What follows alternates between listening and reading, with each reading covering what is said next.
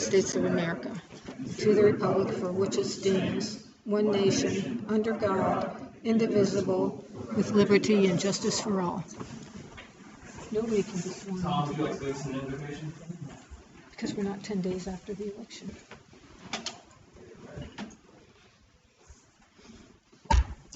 Oh, roll call. Tom, do you want to lead us in an invocation? Oh, Dear Lord, may we come before you this afternoon, asking you to bless our group, bless our new member, bless the ones of us who are returning. Let us work to find ways to make our Broadway beach safer for all the citizens of St. Johns County and the Northeast Florida area. We ask this in your name. Amen. Just a quick item. Swearing in was supposed to be item 4 for this agenda, as has been discussed. Our charter provides that we cannot swear in new members until 10 days after the election, which 10 days have not elapsed. So Commissioner Lloyd Thompson, who is here, cannot actually perform this sworn in, nor can Tom Ryan be sworn in for new term. That will have to happen at the next meeting. So next up is roll call. okay. Commissioner Rivers. Tom, Commissioner Rivers. Here. Commissioner Way. Here. Commissioner Brown. Here. Commissioner Thompson. Here. Commissioner West. Here. Commissioner-elect. Next up is adoption and approval of agenda. Does anybody have? I do. Oh, yes. What's up? Under new business, item B, that was already done Yes. last month, so it's got to just come off. Okay. Besides Elise's modification, does anybody have any other changes to the agenda they'd like to make? Do I have a motion to approve as amended? Second. All in favor? Aye. Great. Next up is public comment. Members of the public like to make a comment before we get started? It's like no. Government representative comments.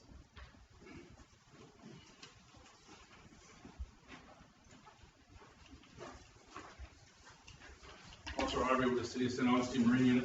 Just going to give you the quick rundown of what happened during the two events start the weather. As it sits now, we have 5 within the city, just outside the city and the county as well. 5 derelicts, which have met the 45 days from Ian. So that was today. So they'll all be in derelict status as of today. The one that is underneath the bridge of lines from the second event will be done as a hazard, so that will be pulled as quickly as possible, which will interfere with lights from the side, safety. The rest will be done through the normal procedures, and the cruise line starts up again next week. We're here for 3 or 4 weekends in a row.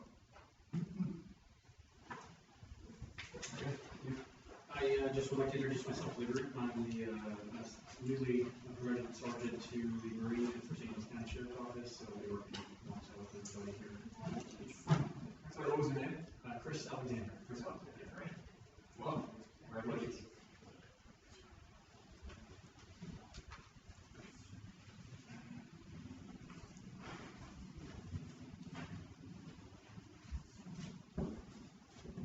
Hello, Commissioners. Carl Blow with Florida Inland Navigation District.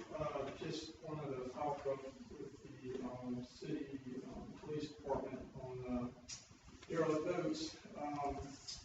You guys, I believe, approved a local match to remove 3 derelict boats either last meeting or the meeting before. That item is now on our consent agenda, fine, which we actually are at our meeting this Friday. And anyway, I just brought this cost breakdown because I thought you might find it interesting, especially for new commissioner. And by the way, congratulations to our new commissioner and to our commissioner to be elected. I apologize, my machine started. Thank you.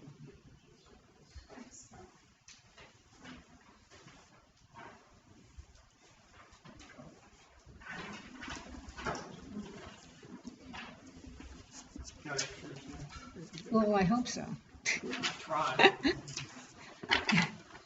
Anyway, I just thought you'd find this interesting. The city applied for grant funding for 5 for these 3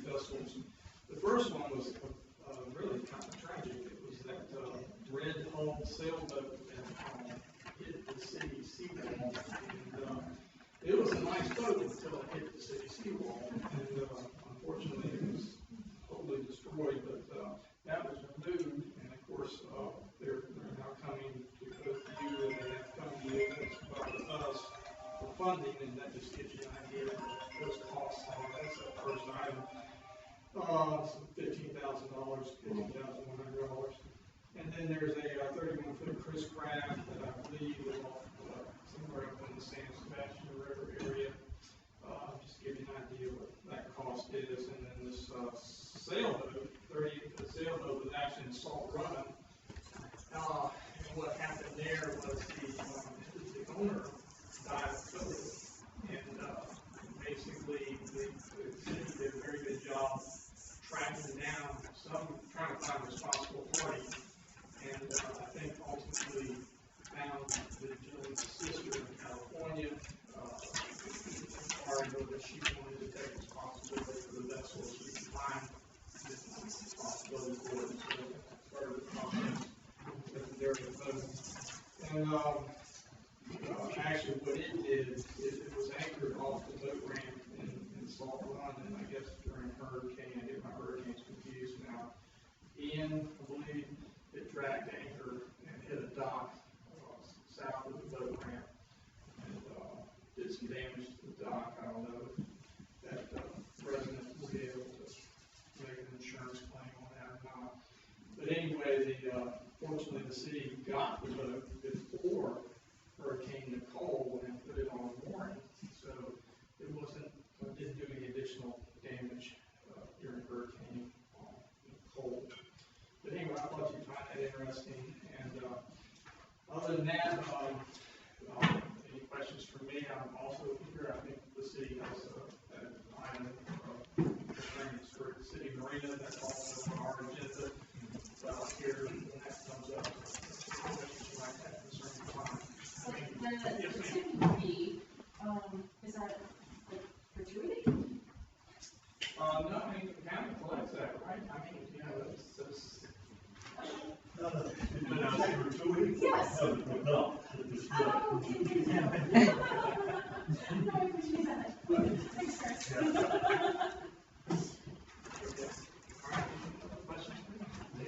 Thank you, Rob.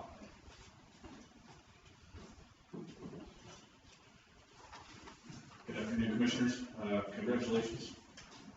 Corey Seppert with Deputy Director of General Services for the City of St. Augustine. To follow up a little bit on Commissioner Lowe's comments there is, so we removed that first boat, the large red one that was on the right next to the bridge lines.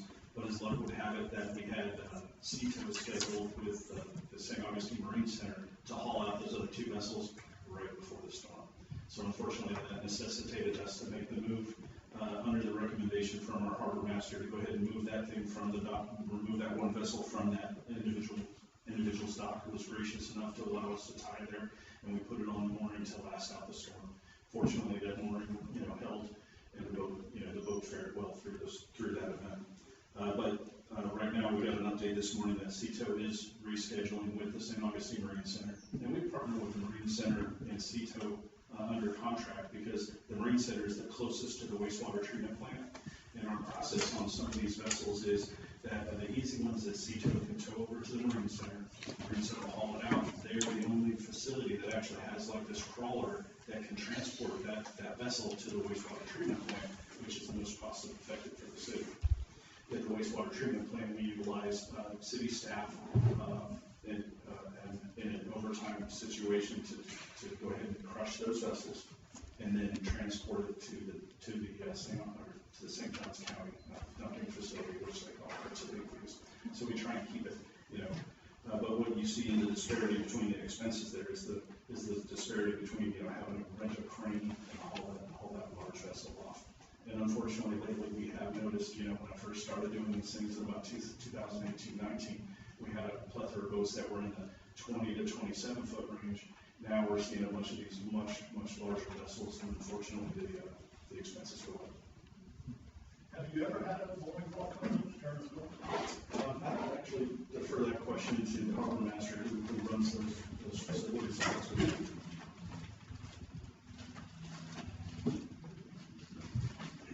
Eric Mullen, our master of City of St. Augustine. The answer is yes, we have. Just about every single storm has caused a mooring failure.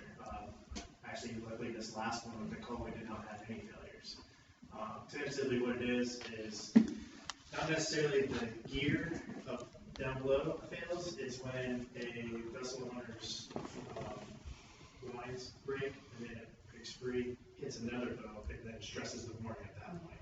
So it's kind of that ping pong effect. When one breaks, it starts bouncing through the field. And those moorings are already stressed at that point enough that once that second boat hits it, it just takes it and just pops the mooring gear. And when it breaks, as the storm stops, it's big dampering, shock goes over, it does underwater. That's usually what will fail. But 9 out of 10 times, it's usually the lines on deck is what fails if they don't have proper shape gear. But the moorings are not rated during storms. We have signed that we usually license agreement that they're not safe during storms because of the long duration of winds that we do get. It's very taxing on the lines. Thank you. Any other government representatives? No. Secretary Treasurer's report.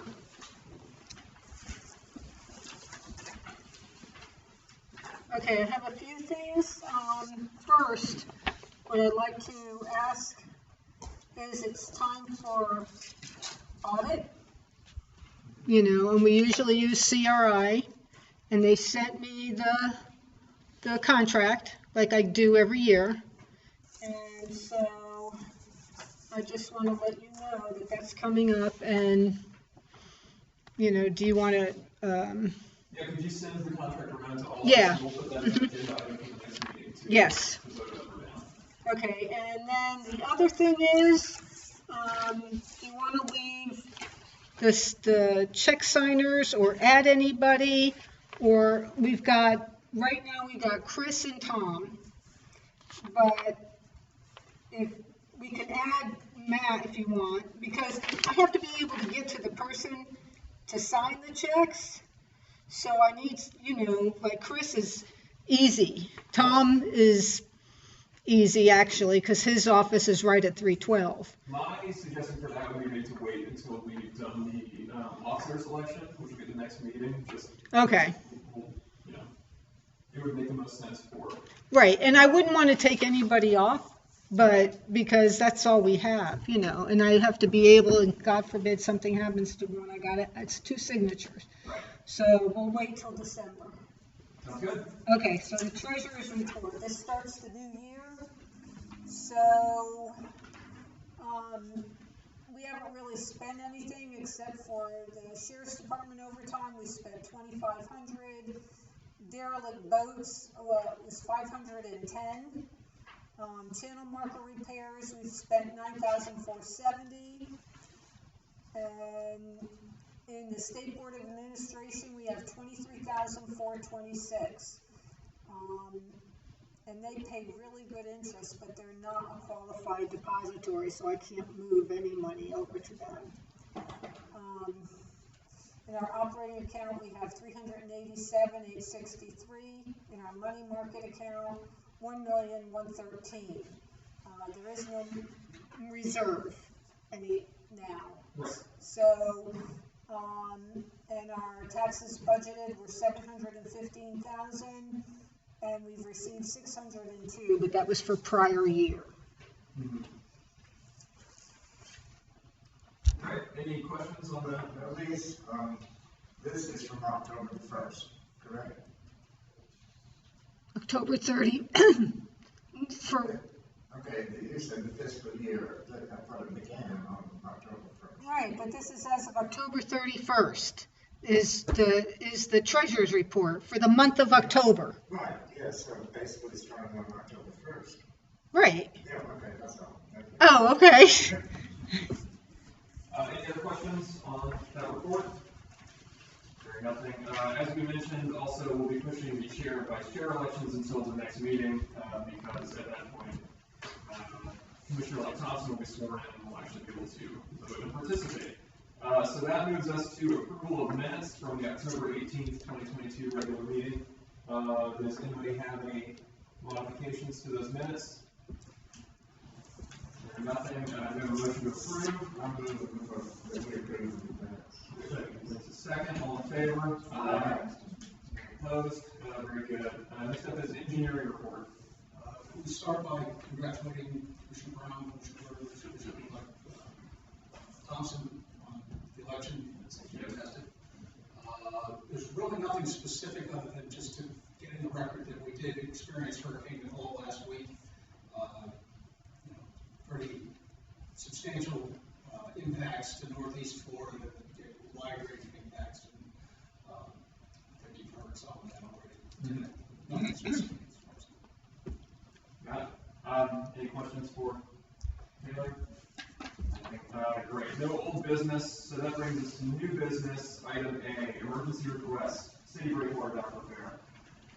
We already heard a presentation on this. We've now received the paperwork that was available on it. Is there anything, I mean, I'm guessing there's some new information given the events of last week, so. Absolutely. So, Corey Sackford, City of St. Augustine. In front of you, you have an amended grant application because the harbor master went ahead and took some extra pictures and did some comparisons between the damages from Hurricane Ian to Hurricane Nicole just last week. The breakwater dock really did its job during Ian, and yet again, it was compromised for Nicole, but it's still fortunately held on, and generally some of the utilities is what's kept it there at this point. Unfortunately, I was supposed to come back to you, get you the application. Last night we received our commission's support, and they signed a resolution for the Florida Inland Navigation District grant that was requested. So that paperwork completed also. But additionally, we were supposed to open bids last Wednesday for the initial repairs and to get some type of cost estimate on what it was going to be. Unfortunately, when we shut down the city, we had to delay that 1 week. So we're going to open those bids tomorrow. Now, those bids will be incomplete for this project now in its current state due to that. At first, we were expecting some utility damage and not as many float damage. Now you can see that there's and Eric will go into it a little bit deeper on what the specific damages were. But we had to go ahead and initiate an emergency demolition request to remove the approximately 170 feet of dock. With these new damages, of course, it's raised our estimate on repairs damages in total to just under $2 million, and that's what we're looking at right now. Our request is for this request is still for $250,000 from the commission. We'll get a better idea of the exact cost. We're still going to open the bids tomorrow, and then we'll look at that and we can extrapolate. We'll look at the cost schedule provided by the contractors, and we can see about how much more. But unfortunately, there is still an unknown when it comes to the utilities. I'm sorry. Can you remind me what the potential timing of replacement repair is going to be? Eric Ballman, Harbor Master, City of St. Augustine. I would imagine it's going to be somewhere around six months repair. We, due to the imminent threat of the docks now being dislodged from the pilings, there's only 2 pilings holding 170 section of dock. We have it strapped up really well now, so we're about every single one we could find. But that's only good until the next storm comes. So I'm sure we're going to nor'easter between now and then. We do have a contractor scheduled to come in this weekend, Friday at the earliest. So once he is mobilized on site, it kind of takes a lot of our risk off. He'll park the parts there and secure it with the barge and spuds. So that's going to take about 3 to 4 weeks to remove that dock. Yes. Yeah. The X's on the pilings, one's got to go, or what? Yeah, so the original X's for Ian, there's 15 of them, all 15 of them in a row, we got 300 or so feet crack. So one of them we know definitely cracked, and kind of the rebar held, and it just kind of pushed over and sat because it was about 2 feet shorter than the rest of them. All the others were leaned over about 3 to 4 degrees, and during weather you could actually see them more or less not rock back and forth, but twist. So we knew there was either hairline cracks, some types of cracks in the mud line.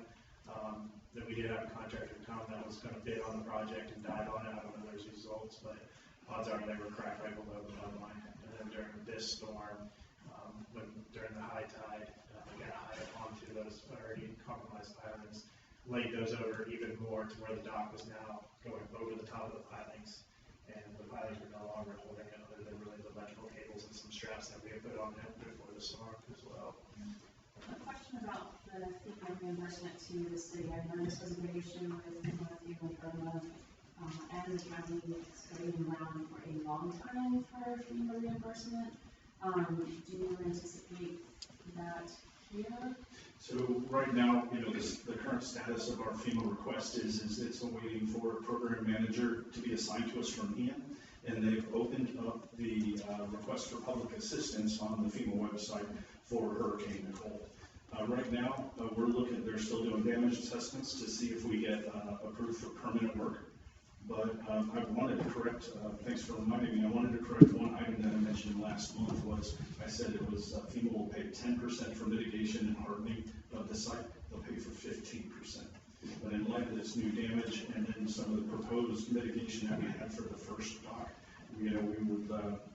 that's why we're petitioning the port and the Florida Inland Navigation District for funding to see what we can do to harden that facility in excess of that 15%, because I have a strange feeling that just the initial proposed for Ian will be more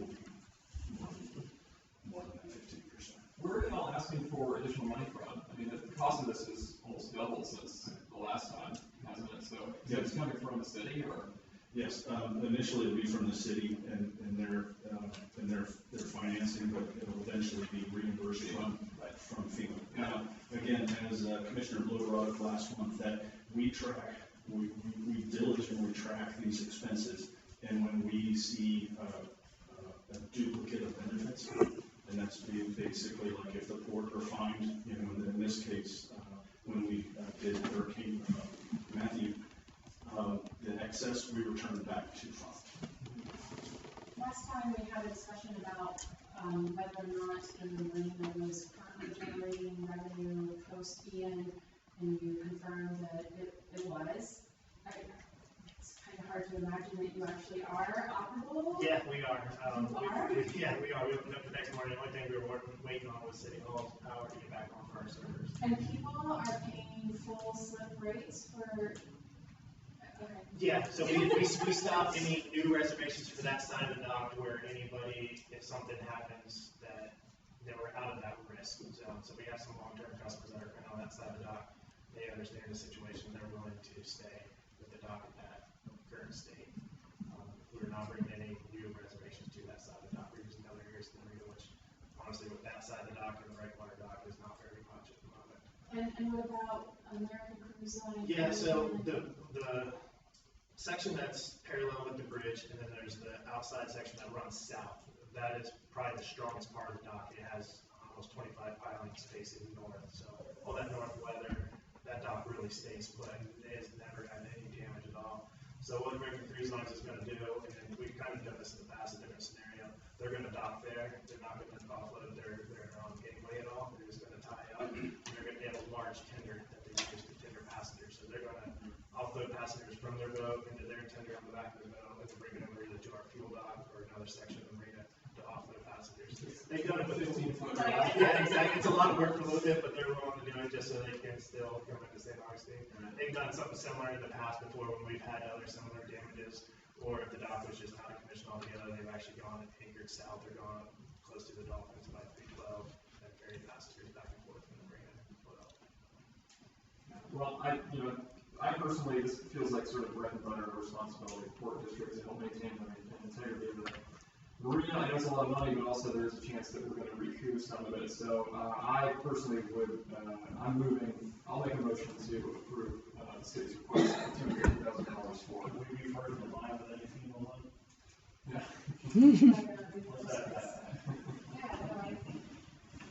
All right.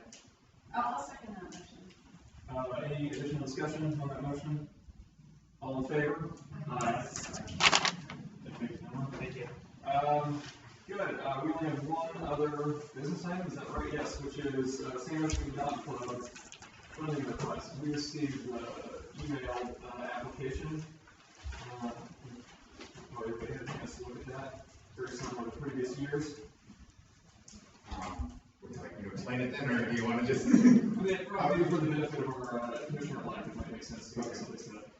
Thank you for your time, and congratulations, everybody. My name is Justin Mueller. I'm the Commodore of the St. Augustine Yacht Club. I believe as at least most of you know, the Regatta of Lights is a parade of decorated and lit boats directly in front of the bayfront. It's been a tradition in St. Augustine for well over 40 years. At the city's request, the St. Augustine Yacht Club has been organizing and hosting the Regatta of Lights for more than 15 years. As the event takes place in the waters directly in front of the St. Augustine bayfront, it draws a very significant number of spectators to the bayfront, at the fort, on the Bridge Alliance, and in the hotels and restaurants that overlook the bay. This year, as in past years, the budget for the event is $10,000 in cash and over $2,500 of in-kind donations. The in-kind donations include hundreds of hours of volunteer work, the use of our facilities, the host the award ceremony at our clubhouse immediately following the event. The cash portion of the budget is used to advertise for the event, rent tents and audio equipment both on the waterfront and at our clubhouse, acquire necessary permits, purchase trophies, etc. This portion of the budget has come from grants by St. Augustine Port and Waterways, St. Johns County Tourist Development Council, and FIND. Over the years, grant monies from TDC have been increasingly hard to come by. This year it's down another $500 from what it was last year. Today we are respectfully requesting $7,500 in order to meet our budget, which is the same number that was approved last year. In the past, you have treated this as an advertising expense. All of our marketing will include mention of Port and Waterways as a sponsor. This includes mailings, posters, social media, and we also have Port and Waterways identified on the banners that we have at the waterfront during the event. Again, thank you for your time. And does a port commissioner need to be a judge again this year? Absolutely. We'd like to decide who that is tonight. I would propose that our commissioner-elect, Commissioner Thompson, be the judge this year. Well, before you do that, I'd like to have some discussion on this. I have supported this in the past. I was the judge for you guys last year, but I think we're in a completely different era. We're getting hit with, derelict vessel requests. We're sustaining some major impacts to our marina, which, as Matt, you pointed out, is the bread and butter. And I don't think it's over yet. I think we need to shore up and brace for future contingencies. I quite frankly do not think this is the most fiscally prudent path forward for our taxpayers. I would strongly urge you to contact the Chamber of Commerce and the ECB. To me, this is a tourism event, and I think the onus really needs to fall on those agencies within the county that focus on tourism. We, as an agency, have a responsibility to maintain our marina, to maintain our waterways in a safe way, and I just don't think that this is a fiscally prudent expenditure of funds. I don't propose eliminating all of it, but I think we need to be careful with things. We're cutting it really close. Last month we were kind of scratching our heads with one of the proposals that I think the marina came up with. Like, we deferred that agenda item because we're all scratching our heads wondering, like, shoot, man, can we afford this? If we're concerned about that with repairing our marina, I just don't see how we can justify expenditures on this particular event. I don't know if there's further discussion on this, but I will make a motion to support this event in the tune of $3,000. $3,000 for the motion? Yeah. Additional discussion? Repeat the motion, please. Commissioner West proposed that we support this event for $3,000, less than the requested amount, which was $7,500.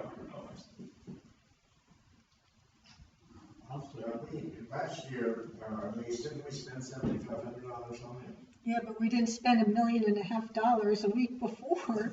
Yeah, our money is dwindling. We don't have a reserve anymore. So we have to be careful. Oh, yeah. So, Chris has seconded the motion for a $3,000 grant to the yacht club for the event. Is there any additional discussion? Counter motion? No. All in favor? Aye. Opposed? No. Okay. Carries. Let me clarify something. Also, each year, not to put a judge too, like Jane said, I've done it twice actually. It also includes the the event at the yacht club after it. So all commissioners will be invited to come to the yacht club to enjoy the nice dinner you have there. Is that correct? That's correct, yes. And I will advise you at this late date, we are jeopardizing our ability to do this at all with only $3,000. We might have to cancel that. I strongly suggest you contact the chamber. And I didn't vote against it because I'm against the regatta, because I enjoy it every year. I just thought we ought to get a little bit more. Thank you. Public comment? Hearing nothing. Commissioner comments. Tom? Morris, I'm going to do a public comment. Oh, okay. Please, Rick. My name is Robert Hancock. I live in St. Johns County. And I really sincerely believe that the regatta of the Christmas parade of boats is phenomenal for this city. And I understand it's for tourism, but the masses of people that live here even come down. It's not just a tourist attraction. And it draws people from everybody, every place. And it comes up as we have a regatta and a parade of lights, you know, in St. Augustine, and people come down and they see and they look at what all was down here. I think it's a great infringement upon the future of what we're trying to promote here is use and enjoyment of facilities. And I understand the money's tight, but to me, looking at this and the money you got, $7,500 for what the city gets out of it and what the waterway gets out of it, I think it needs to be reviewed and re-looked at again. Thank you. Any other public comment? Yes.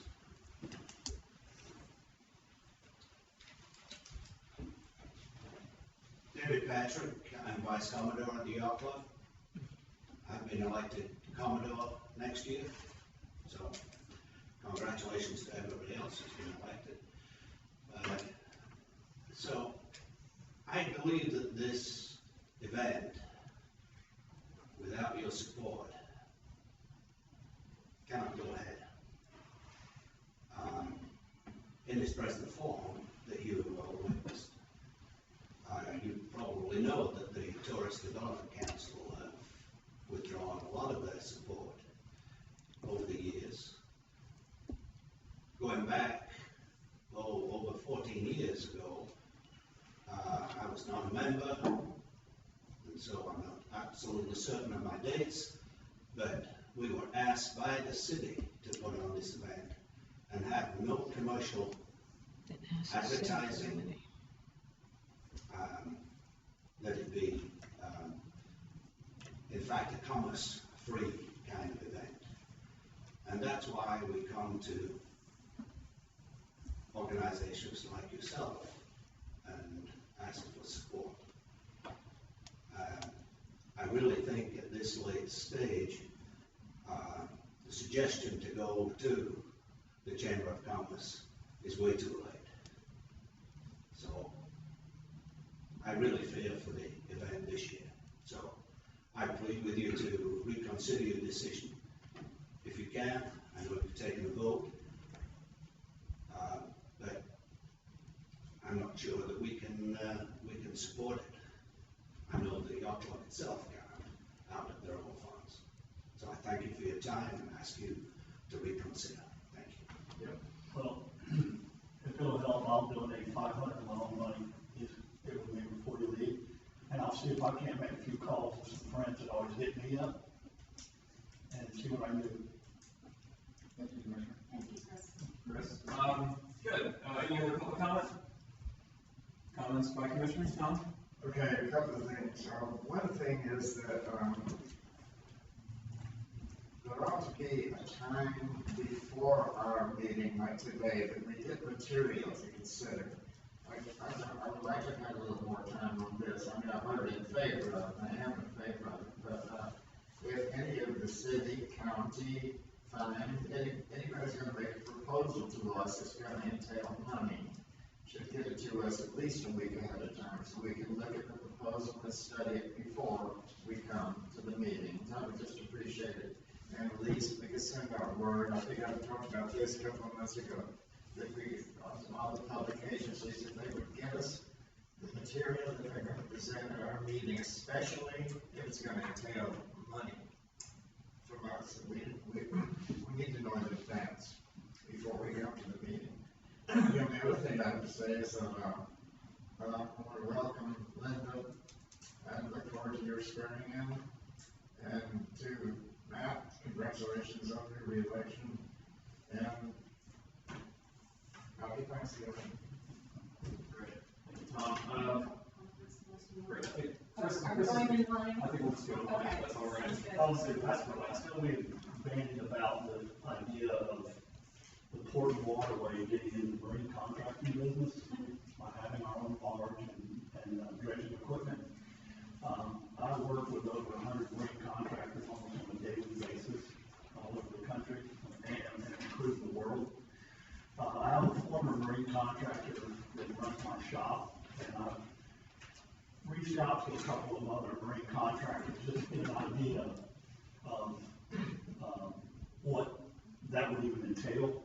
I will say ahead of time that they would never, ever get my vote to do this.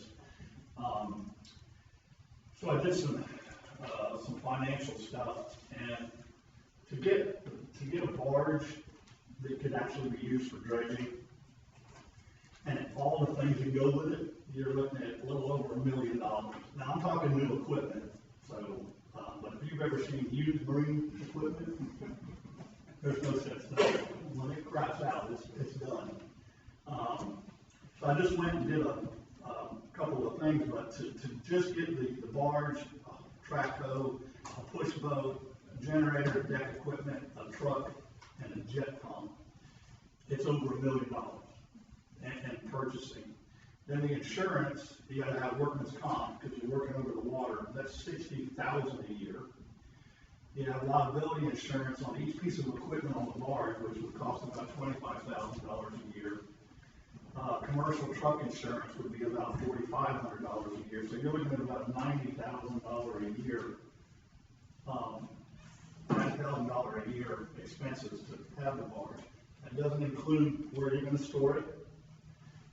It doesn't include a captain or a foreman or any of the deckhand. Yelton Construction has a barge now that you can't even put into business because you can't find proper staffing. So you're going to pay a captain about $35 an hour, foreman $25, and a deckhand about $20. And the problem with that is the idea was that we would rent out or lease out our barge to other marine contractors and stuff. And whenever I brought that up to the marine contractor, they just cracked up laughing. Nobody's touching our barge. We would have to have a captain. If we did loan the barge out or leased it out and anything happened, guess who they'd want to sue? The owner of the barge, us. There's nowhere to put it. Every 5 years, you're going to have to pull it out and refurbish the barge, which would be about $60,000 to sandblast it, repaint it, and put it back in the water. Then you got to be able to dump the dredging material. I just wanted to just get it out there that I think that being any kind of a benefit to the port of waterway, because we spent $1,700 or whatever it was to replace a pot. So I don't know if anybody else wants to bring that up again in the future, but I don't think anybody on the board now is proposing this. yeah, no, I That's a good point, though, Tom. Nobody now, but I would suggest that we include this in the record for future reference. This is a lot of time and energy that Chris put into this, digging up these numbers, and so in an effort to not have to repeat that exercise, but let's get this in the record for reference in the future. Well, I just thought that, I was going to propose this no matter who's on the board, just to get an idea, because it's no lack of bad idea for the port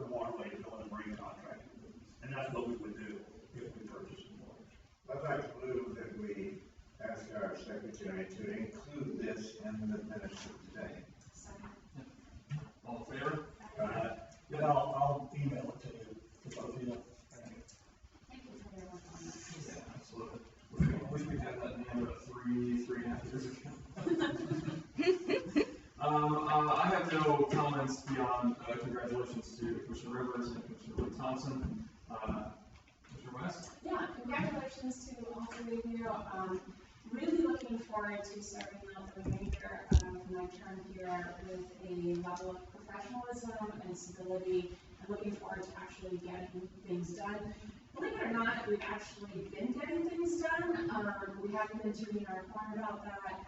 That actually rests on me. I'm supposed to be dealing with Avid Design to update our website, and I'm going to make a new effort, and I'm a little bit more buoyed and optimistic about the future of this board. So I can't even begin to tell you how pleased I am that the three of you have been elected.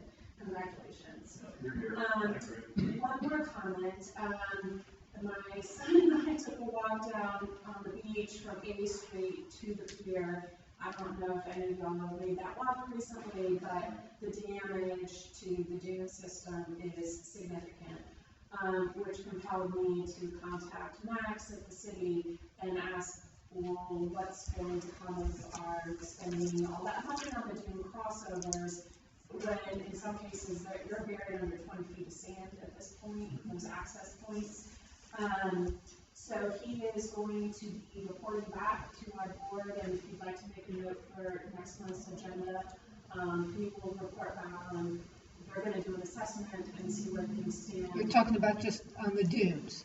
He's Well, walkover for the walkover. We're paying for the walkovers, but right now, a lot of those walkovers are completely buried. The former access points are not recognizable. So the amount of money that we initially committed to is probably not going to get as far. And I want to see where our money's going to go, because they're probably going to have to scale back how they're going to use the funds. So we're getting an update from Max in December Correct. for the walkover Correct. repairs. Walkover. Is there anything that we can do after the fact? Well, I don't think so. I just think they're going to have to reprioritize. You know, initially I think they had 9 different walkovers. With the money that they have now, they might be able to do 4. I don't know. I'm just guessing. I'm just like a status update to see how our money is being spent. And just to clarify, we still have actually cut them a check, right? Like, we still have an escort, so it's not, yeah, we didn't know. That's good. One more thing. So the legislative action plan for the upcoming 2023 legislative session has been made available for St. Johns County. They were going to do a staff report at the Board County Commission meeting today, but they have a little kerfuffle with the appointment of the new commissioner, so they're going to defer that to the next meeting. Within that legislative action plan, which I'm happy to share with all of you, it is readily accessible on the county's website.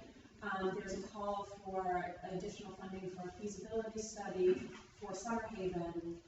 I think we're going to start seeing this, and you probably know it, Taylor Engineering, better than the rest of us, but we have significant damage all along the coastline, stretching from Palm Beach, Milwaukee, Summer Haven, Marineland, and I think we're going to have to start having some conversations about whether or not it makes sense for us as the Port Authority to keep pouring money. I think there has been some relative consensus among the board that Summer Haven, at least, is not a good expenditure of our funds, but that hasn't been codified in any sort of, meaningful action or resolution. I think it's time we start having that conversation that, if we're going to get asked for those type of funds, perhaps we point them in the direction of the Army Corps or the state or the county, because this is not going to be the agency that's going to continue to basically throw money at Mother Ocean.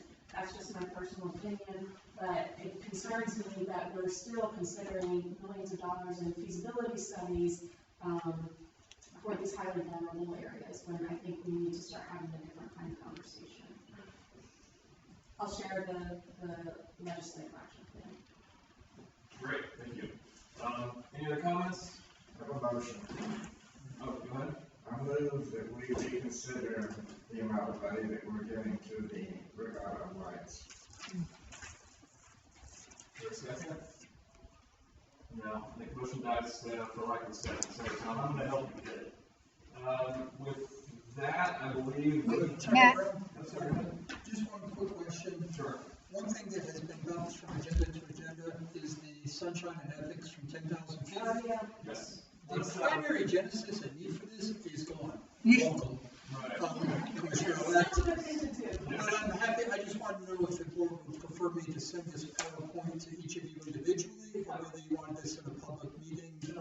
I think, oh, sorry, go ahead. I think either one is fine.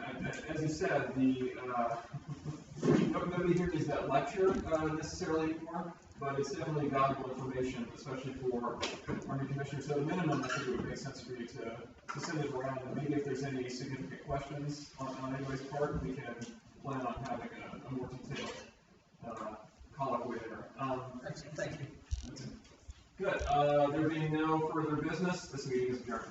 Next meeting, December 20th. December 20th is our next meeting.